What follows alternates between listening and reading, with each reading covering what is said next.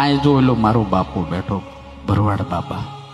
આ ભરવાડ બાપા કમલ નયનભાઈ 3 વર્ષ પહેલા કથા કરી ત્યારે આખા સભાને ચા પાઈ હતી. ગયા દિવસે 55 કપ, 55,000 કપ એને ચા પાય. 55,000.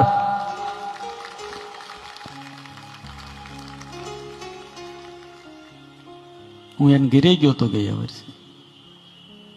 રીસર એના ખાટલે બેહીને હું રડી પડ્યો હતો. ઘરમાં નાની દિવાલને ઝૂંપડા સિવાય કાંઈ નથી. આ બાપો બેઠો. મેં કીધું બાપા આટલી બધી હિંમત? એને એમ કીધું સ્વામી થોડું વેચી દઈશ પણ મારે ચા પાવાની થાય છે.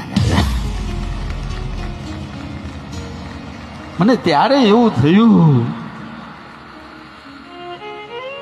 કે દ્વારિકા વાળો બધું મૂકી ભરવાડના નેહડે હું લેવા મોટો છો.